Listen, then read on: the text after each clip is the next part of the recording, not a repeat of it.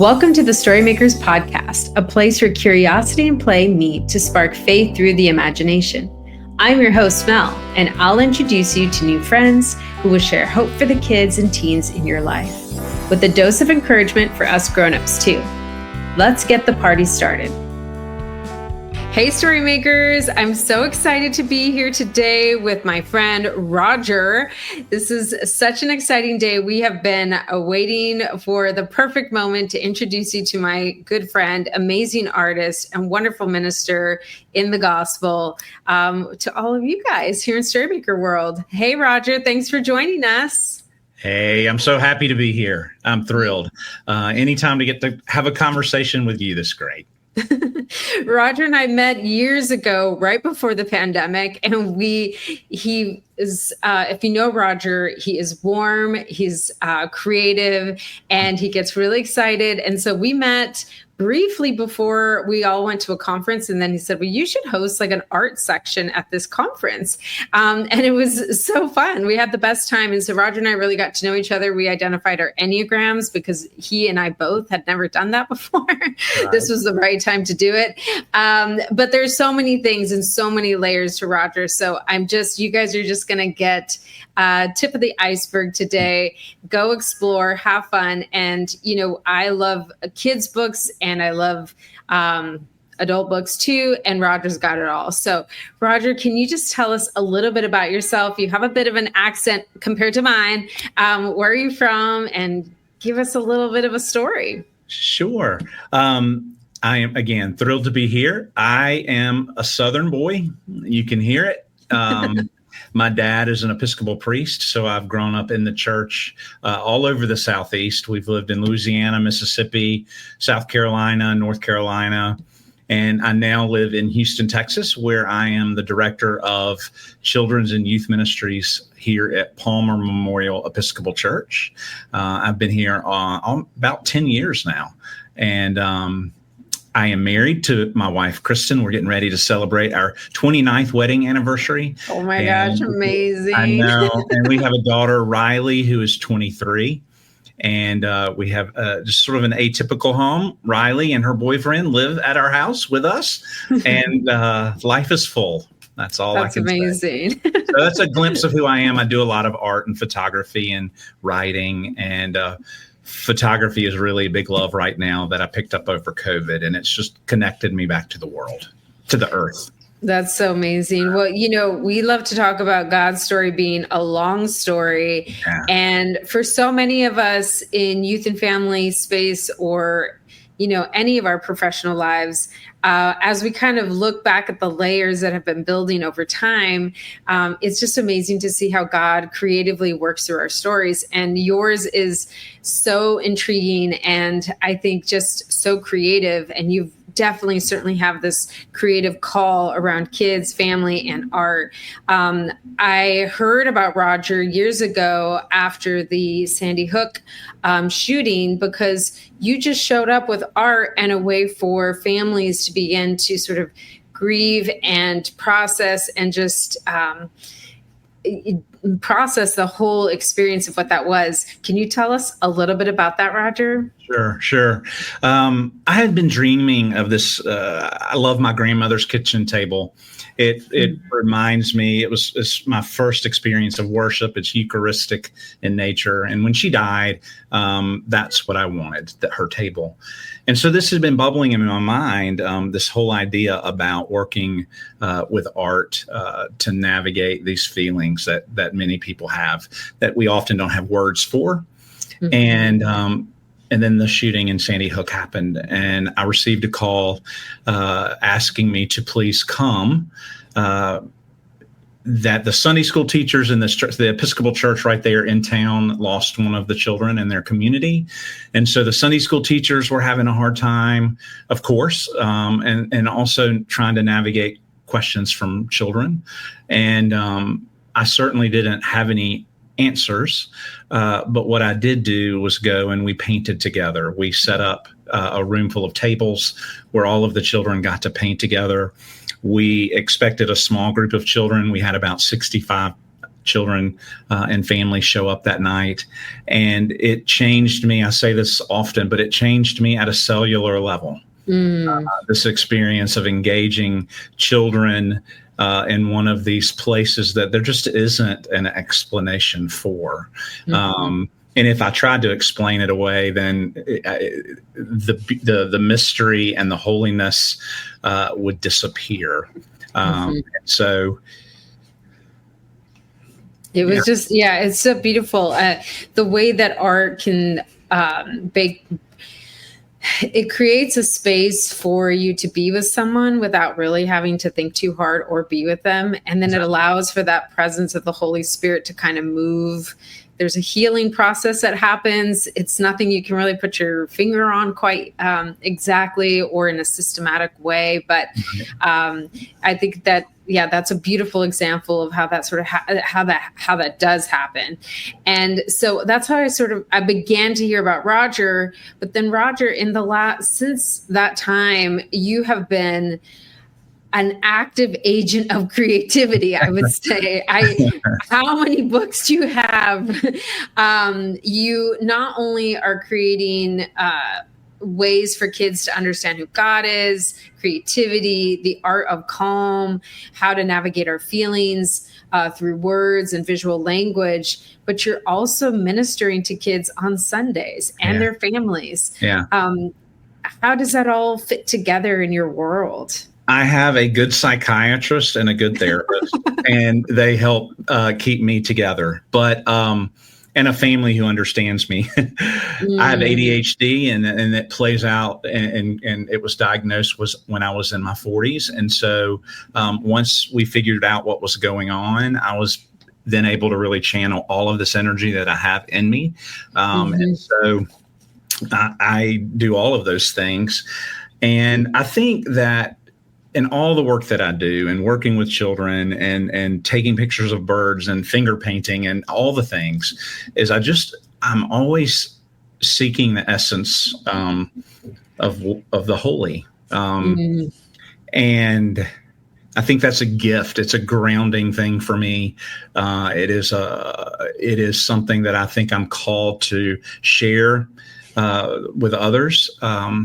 I have written 10 books now. I have 2 coming out next year, which is stunning to me.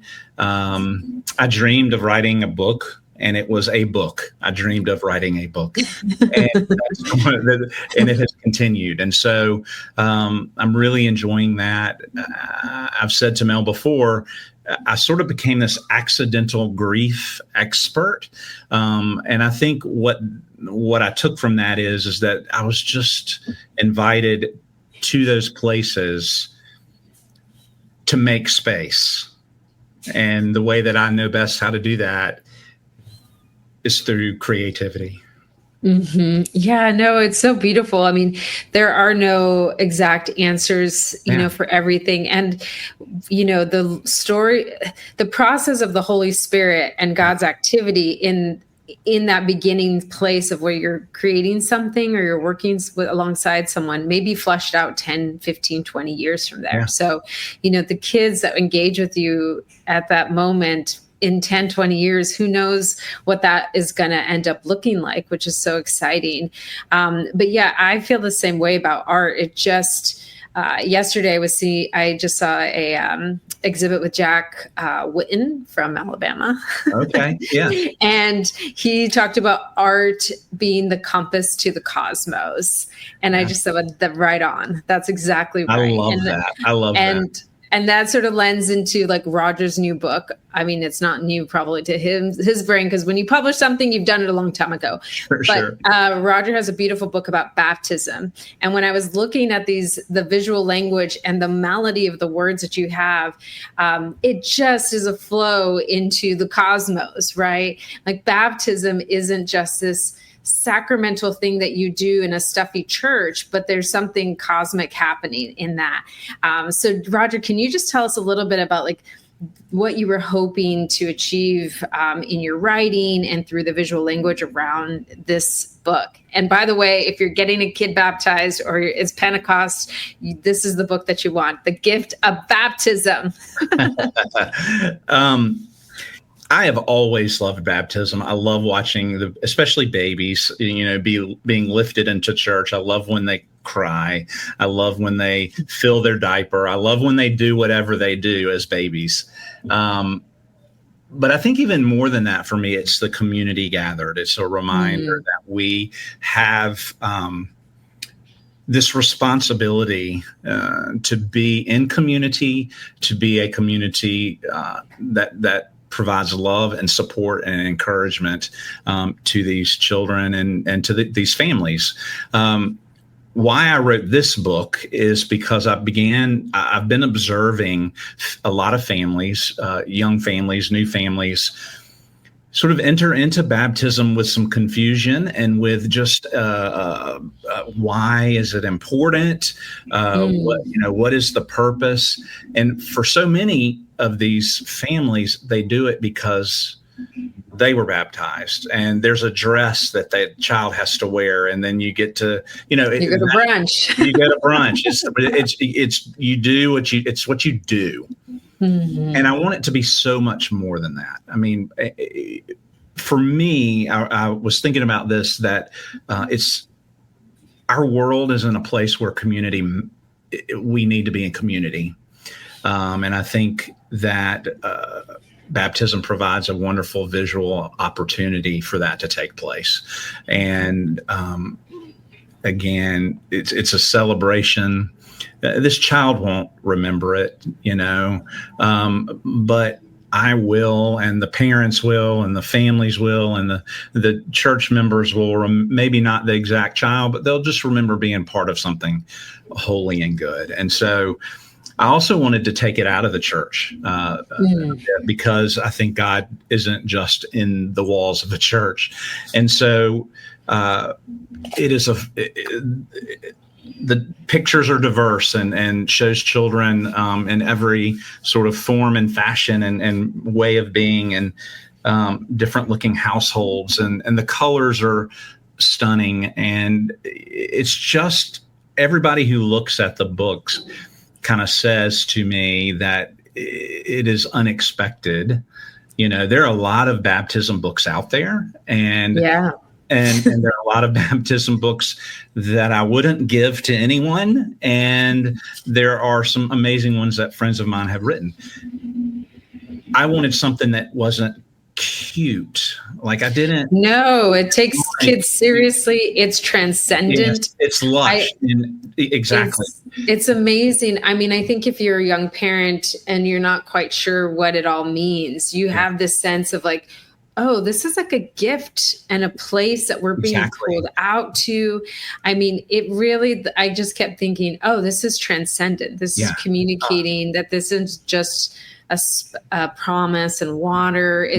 It's something other. And also my sense of it was that, we talk about in scripture that God knew us before we were in our mother's womb. And that was the sense I had. It's like, oh, you're invited into this world and place. Exactly. I've been thinking about you well before you were even born. Exactly. That was the feeling around this book. Then if you felt that, then I feel very happy about that.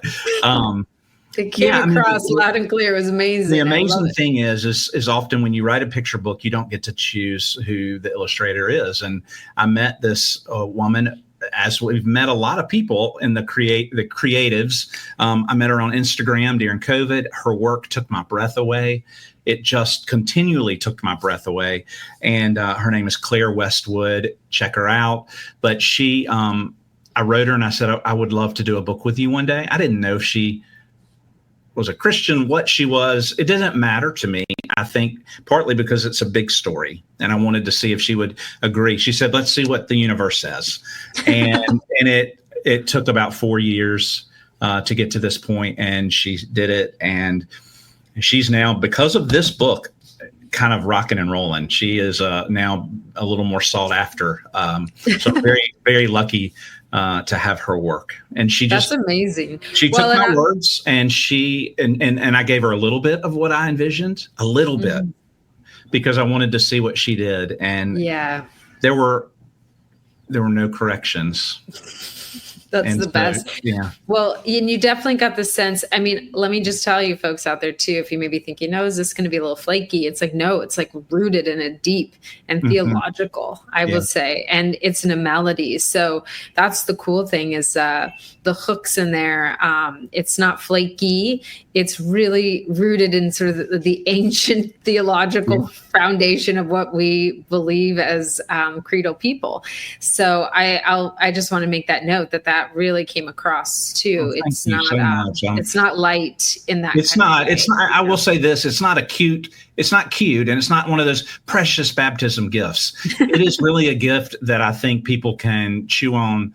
I have adults who are chewing on this book. I have adults who have re-entered the church because this reminded them of why they wanted. They were like, "Was this true for me?" Exactly, and so I didn't know. The other piece I'll say just real quick is that it's based on the baptismal covenant, which I think is a beautiful set of words. And, it begins, the baptismal covenant begins, I believe in, God, the Father, maker of heaven. I believe in the maker of mountain ranges and mud puddles. I just love that so much. And then it just kind of goes from there. It's amazing. Well, not only has Roger written this book, but last year you came out with The Art of Calm, which I think if you're growing up out there and you're wondering how can I, integrate my mental health and live a life that isn't, I don't know. I think it's an amazing resource. So if you're struggling to figure out how to thrive in the world, this is a great resource also. You're just pumping them all out, Roger. I am. And that one was really an unexpected book. I had a mental health crisis in 2017, and it took me about 6 months to be really able to get out of the bed. And so it was hard work. And then I found that it was a story that I think I could share with people, my path of these strategies and ways to navigate a world that isn't always kind to people with ADHD or anxiety or panic, depression, any of those things. And so it's really a special little project to me. And I love hearing from people who have used it. I especially love hearing from men who have used it because there's not a lot of resources out there like that. And I'm very open. I'm an open book about it. And so I think that's been helpful for a lot of people. Well, what I love about Roger, everybody, is just that you have a way of having eyes to see. Not everyone is able to kind of look backward and see that God has been on the move through the hardships and the challenges and the beautiful things and everything in between. And so you have such a wonderful way of weaving your life experience, what you're doing in ministry, and integrating art, and it's evolving all the time, which is so special. You have an openness to that, and I think that that's just really special. Roger, as we kind of, think about Storymaker World and how we make meaning of the world through stories, we want to know, like, what are the stories that touched you as a kid or a grown up that really grabbed your imagination? Yes, I was always a fan of Madeleine L'Engle. When I was young, one of the rhythms and routines of my life was my dad would read a chapter each night from either Madeleine L'Engle or C.S. Lewis, and we would get some of that every night. And then I had the opportunity of meeting Madeleine L'Engle.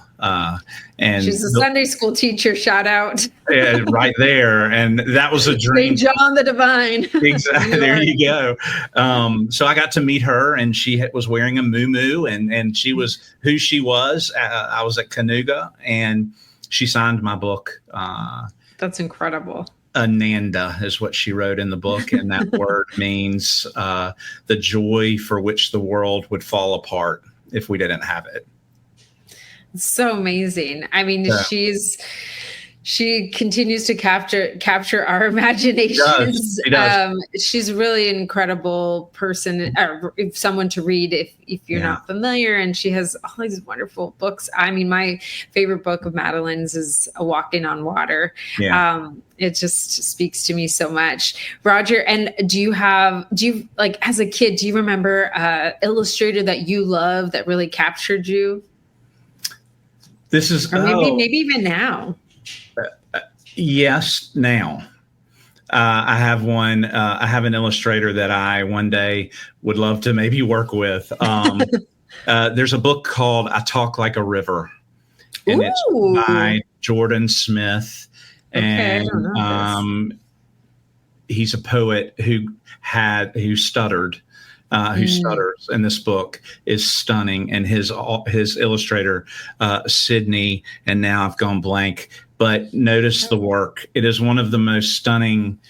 His work is like how I try to write. I think it is emotional, and it is sparse in a lot of ways. That's what a lot of folks will say. There are not a lot of words in your books, and that's on purpose. People think that it's easy to write children's books.